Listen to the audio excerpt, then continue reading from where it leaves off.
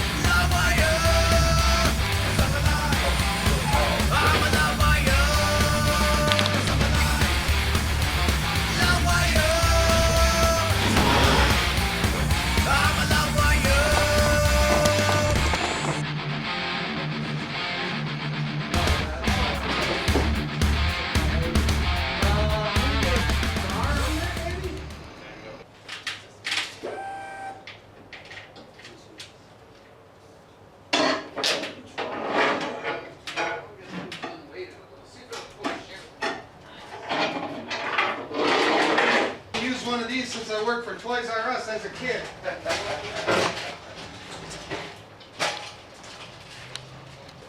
Oh, it's so pretty. 2015 Mustang engine. It's going in that truck. Ooh. Okay, what's your view of this engine and this truck?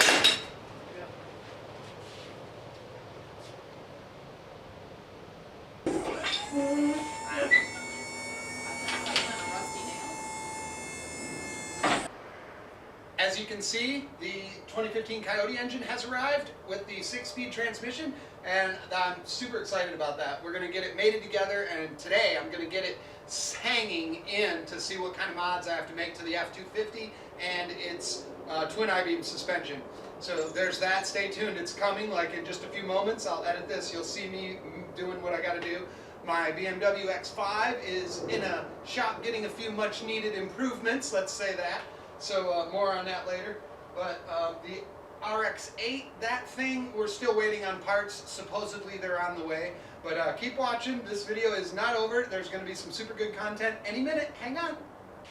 How many raccoons were in here this morning? 4. Four raccoons were in here this morning.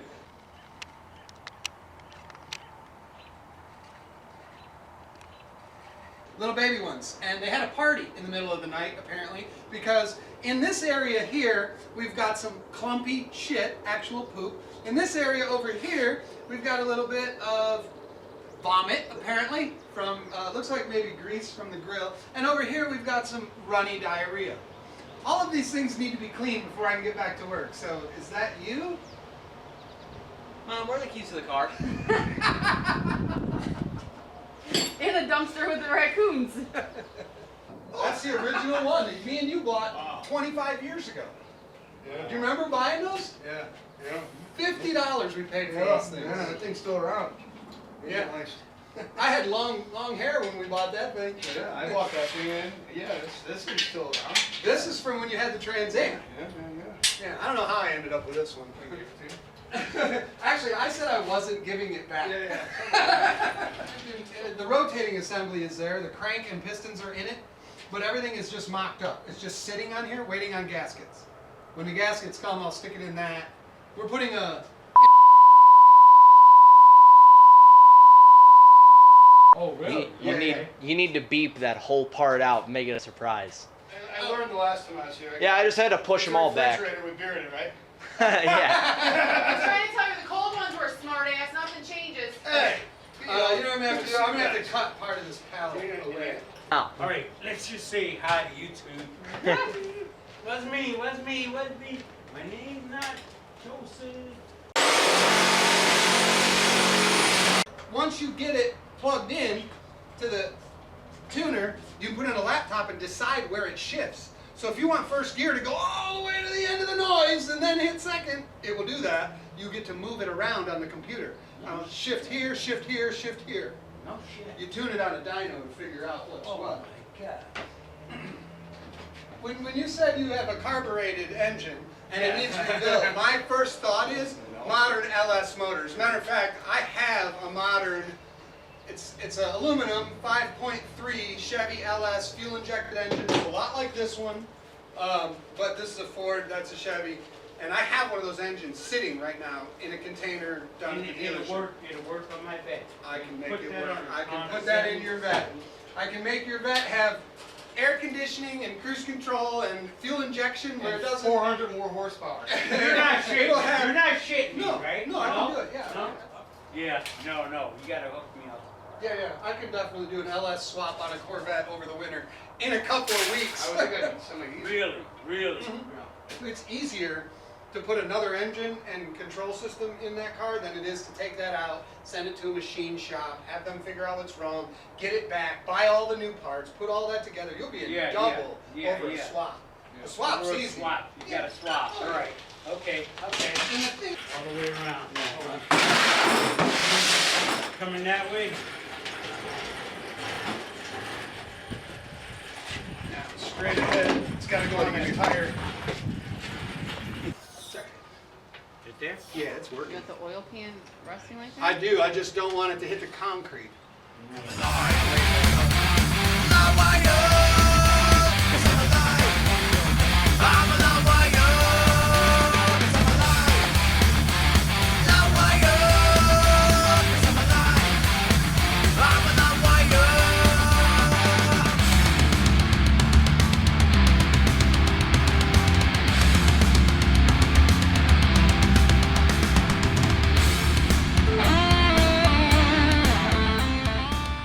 All right, finally, we're back on the F250 Coyote swap, and you've seen it come off the truck.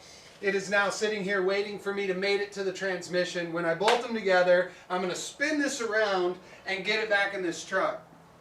My main concern, obviously, is clearance, and I've already measured preliminarily, and it works. So my main idea is that when you put these down, you get a lot of positive and negative camber on these twin I-beam suspensions. And I wanted to make sure that I could keep this. I don't want to have to cut this out and go to Crown Vic. So we're going to take these motor mounts out, and I'm going to cut out the first cross member, and we're going to stick it in the hole. And unfortunately, I know it took 2 weeks for us to get this upload, but you're going to have to wait another couple days. Give me 2 or 3 days, and I will get another upload, and we will test fit it, and I'll show you how I got it to happen. So stay tuned. The test fitting begins next video. Give me a couple days. I appreciate each and every one of you for watching. Please remember to like, subscribe, and share this wherever you see fit. And I will see you in a couple days. Now I